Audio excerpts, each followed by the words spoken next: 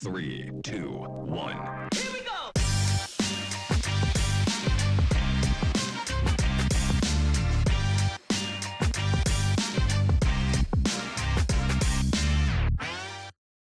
Hi everyone, welcome to another exciting episode of We Talk, your go-to source for the latest news and events happening in and around Bentif. I am your also lovely Aurelia Vicana, very much thrilled to be with you guys on a Thursday afternoon.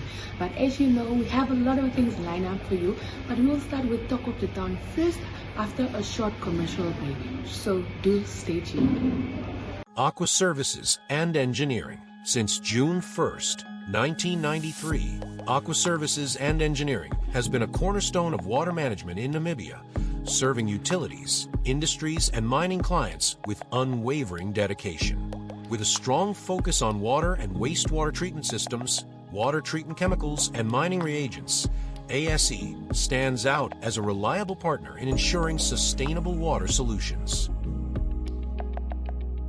30 years of water passion and innovation. Scan the QR code, please.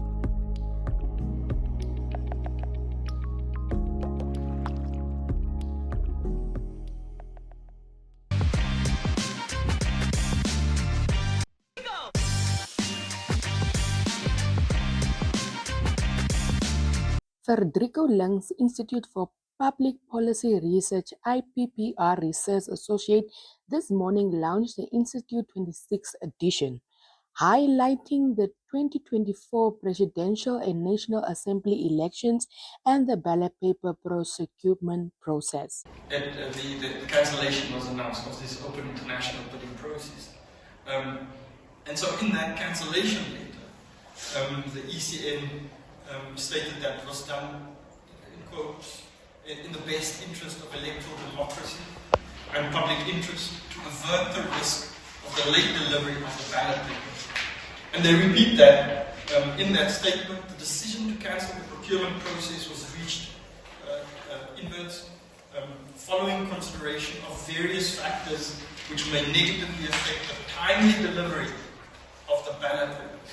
So the issue of timeline and deadline is something that needs to be questioned here. And what we did was we looked at the annual procurement plan of the ECN, and we looked at the electoral calendar of the ECN. Now, if you look at those, you'll see that in the annual procurement plan, the ECN had actually put down as the timeline for this process. This timeline starts on the 25th of July, and it will run until whenever.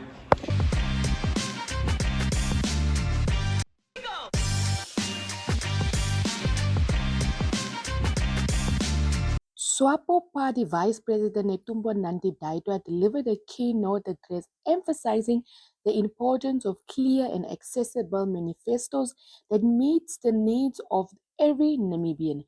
She stressed that all citizens must understand the manifesto to ensure effective implementation. The key in everything we are doing. And I'm happy to see many of you interested to understand the details of this manifesto, because its implementation will be done by all those who are going to work in the government and those who are going to work in the private sector, because we believe on public-private sector partnership. Comrades, you would have heard me say that we will no longer plan. We have planned. Now it's time for us to implement. Hence, our election manifesto must be well understood, and each and everyone must be able to explain it to another person and able to implement. Turning vision into reality is about ensuring that our manifesto is not just the words on a page, but a roadmap to real tangible progress for every Namibian, and of course, for every African. because what we do in our countries as AU member states, that is what will make up the realization of the Africa Agenda 2063. And that's why I'll always make it my point that in all our developmental programs, we must make Agenda 2063 as one of our reference points. Otherwise, we will not be able to develop this continent, and poor Africans will continue to live in poverty. An action that requires full commitment.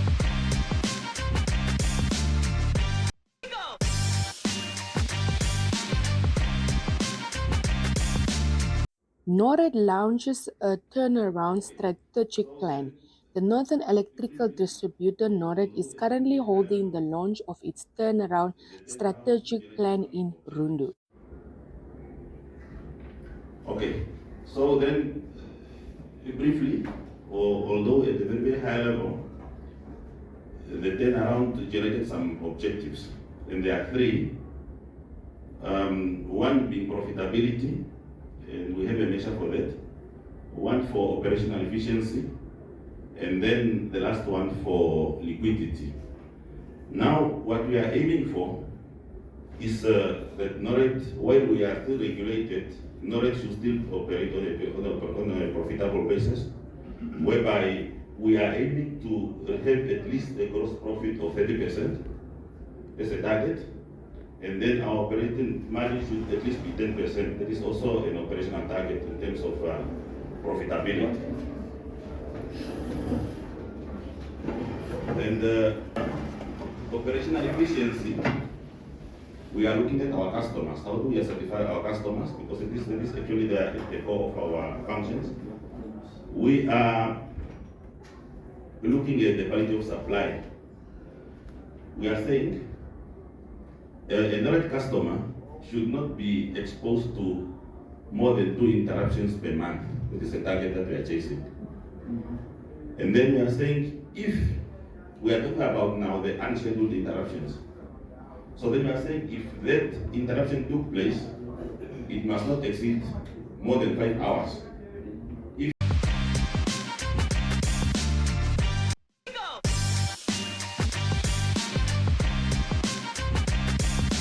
Dr. Laya Nkumbu, a medical officer at Onkanjokwe Hospital, said their youngest patient diagnosed with breast cancer at the hospital is a 16-year-old. Even though it was initially thought to be affecting the older population, even the youth are at risk. Hi, my name is Dr. Nehumbo, and I'm a medical officer at Onanjokwe Intermediate Hospital. I'm based in surgery. So now today's day is basically a whole month of awareness in terms of breast cancer. We are just trying to, again, remind people that breast cancer is a real-life killer, especially here in Namibia, where we are diagnosing so many cases. The 16th of April 2024, we established our breast cancer clinic, which was aimed at early detection of breast cancer, as well as early interventions. And more cases are now involving the younger population. We've seen cases on average at least 3 in a month, where we have little girls, 23, 24, who come in initially with a fibroadenoma, but after the core biopsies shows breast cancer. Well, breast cancer is a rising emergency in Namibia, and we are now trying to aim at early detection. We also want to look at possibility of genetic mutations in our setting, BRCA1 and BRCA2. So we also want to now diverge resources towards research, and then also go into that so that we can better help combat this disease together.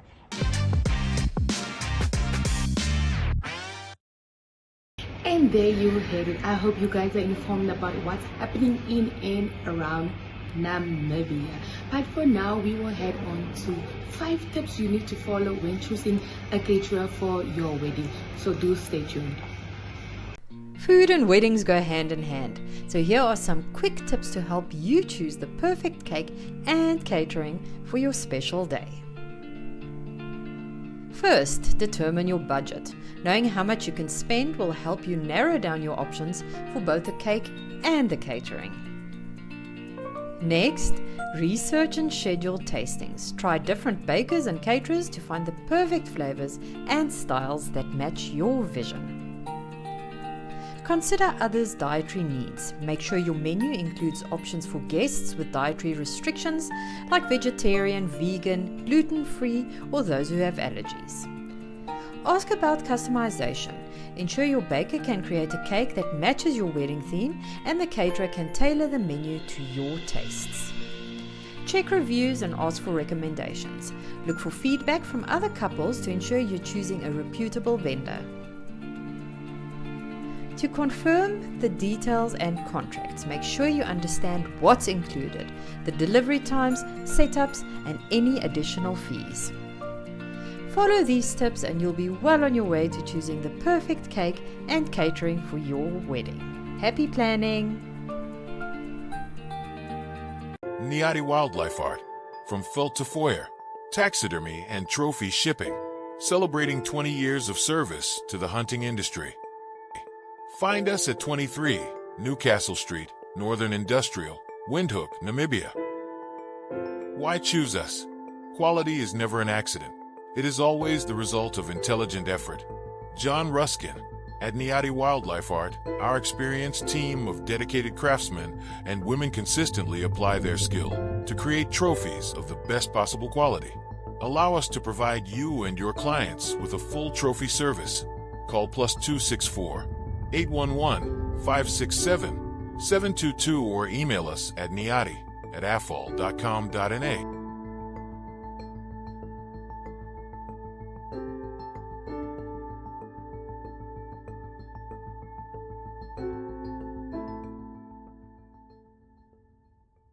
One. And there you heard it. I hope you guys will at least take 2 or 3 trips or take all 5 trips. As you know, it's almost the wedding season. It's November, December, and it's known as the high wedding season. As I told you, my wedding is soon to be. Just keep an eye out on We Talk. But let's continue. We'll have a chat with Juliet. She will tell us about SOS turning 40 and what the future plan is. So do stay tuned. My name is Julieta Ferreira, and I'm currently the Interim National Director for SOS Children's Villages Namibia since December 2023. Before that, I've been Regional Manager for Oshana since 2017 until last year before I moved to the head office. Okay, since looking back since 1985, when the first SOS Children's Village opened, which is the one in Windhoek, we were providing alternative care or residential child care to children that have lost parental care, as well as other services like health services through the then SOS clinic in Kommersdal, as well as early childhood development services. But then later we added the family strengthening service, which aimed at preventing family separation. In addition to that, SOS has also contributed significantly to government efforts, that is to ensure that children's right to education is realized through the provision of educational infrastructure, like the donation of the then Gemeine Technical School in Swakopmund, now Coastal High, and then availing the Herman Gemeine Primary School in Kommersdal for government use. Those are some of the achievements of SOS Children's Villages Namibia since 1985. And then since then, more than 10,000 children and young people in Namibia have benefited from these services. Okay. Can you tell me about how SOS has changed through the years? How it has changed to the new needs of the community? Okay. One of our priorities as SOS Children's Villages is to ensure that we provide locally relevant services. To do that, we usually carry out assessments in our target communities to identify what the needs of the communities are, to ensure that the services that we provide are in line with the needs of the specific communities and also locally relevant. And assessments are conducted by also involving different stakeholders, where we consult key stakeholders like the government, other like-minded organizations, and the community themselves. And that the outcome of these assessments is what informs the development of our projects or our programs. Okay. Can you maybe give me an example of such a community-specific, because you mentioned the family separation. Mm-hmm. Can you maybe give me a bit more detail about that? Okay. Now, as SOS Children's Villages, we are mostly known for the villages where we provide family-like care to children. But then what is becoming one of our priorities now is to ensure that children grow up in their own communities, and children grow up better when they are with their families. And with the Family Strengthening Program, we look at strengthening communities for family empowerment. When families are empowered, they are able to provide care, quality care and protection to their children. Only when that is not possible, that's when children now should end up in residential childcare facilities, which in our case we refer to it as our alternative care program, which is different alternative care options in this case. With the Family Strengthening Program, we provide different services to communities, families, ranging from building the capacity of community structures, like the child protection structures, building capacities of families through the provision of trainings like parental skills trainings, support for income generating activities through input, and also support for young people that have small businesses ideas, just to ensure that we reduce the effects of unemployment, and also that families are able to sustain their own families and provide care to children. Okay. Could you maybe tell me a bit about any new programs or expansions that SOS has embarked on? Yes, in line with the UN guidelines for children, for alternative care for children, we are currently prioritizing deinstitutionalization and shifting our focus more into community-based care, alternative care options. When we talk of community-based care, alternative care options, these are options like kinship care, where children are cared for by other family members, where we are looking at assisting families to be able to provide kinship care to children, and also options like we are looking into how we can also assist with the recruitment as we move forward, the recruitment of foster parents, and also for our own SOS families, integrating them into the community. This, we believe, promotes social integration of children and young people, and also when children and young people are part of the community, they become more resilient to withstand challenges faced as they grow. Analytical Laboratory Services.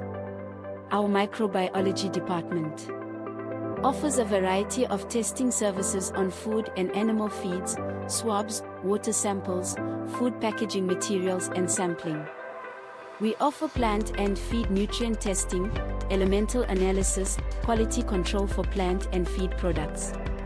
Let us test the quality of your farming soil to reveal the essential nutrients deficiencies for improved crop yield, targeted fertilizers based on results and cost savings. Our Soil and Geochemistry department offers a wide range of testing. This includes environmental geochemistry that examines contamination caused by human activities such as mining, industrial processes that affect the soil and groundwater environment. Our Water Quality department offers a variety of analyses, which includes testing of drinking, waste, and industrial waters. We also offer packages for farmers that want to do irrigation. Then we cater for clients that want to bottle their water, the construction industry, the food industry in terms of water, as well as the mining sector.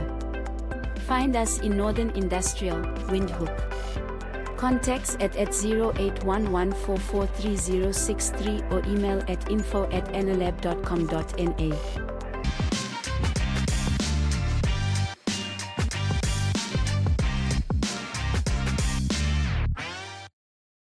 You heard it, like 40 years, it's not easy, and raising over 10,000 kids, I must say, it is a milestone to celebrate. But you know, it's gonna do Friday, die poppe moet gaan dans en ons moet bietjie been op been gooi en onder die boom sit. So you know what we do, it's the We Chill segment where we give you the lowdown of events happening in and around Windhoek. So do have a look.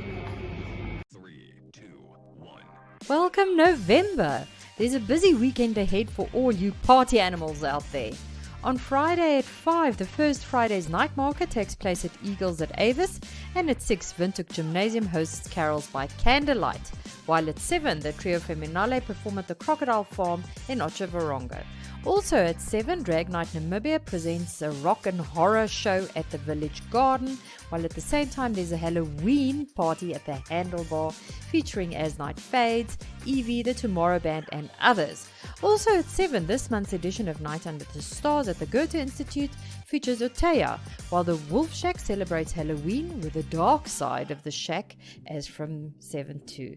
At 8, Wild Time Events and Mint Nightclub host their annual Summer Bash featuring Van Pletzen, Early B, Justin Vega and others. And there's a second show on Saturday. On Saturday at 7 a.m, the Desert Mustangs present their annual poker run starting and ending at Sesibon in Otjiwarongo via Omaruru, Karibib and Okahanya. At 8, join the Arbor Academy for business fair at the Okahanya Soccer Stadium or the Savannah Namibian Comedy Festival that takes place at the Old Brewery's courtyard. Also at 8, the monthly farmers market takes place at the Windhoek Showgrounds, while the Walvis Bay Primary School and Fun Fest host a park-off bash at the school fields. At 12, Dr. Tainman's R&B and Slow Jams All-White Edition with DS Milo from South Africa and others takes place at Vanier Micro Sports Centre, which was formerly known as the XS Lounge, or enjoy the best of both worlds with Zola live in Windhoek featuring King TD at Pequena. As from 2 o'clock, the 32nd Black Melody Cultural Group Anniversary Concert takes place at Palm Tree Park in the capital, while at 5, the Luminous Concert by SA pianist Titch Makalisa and Robin's Children's Choir is hosted by the Dutch Reformed Church, Windhoek East.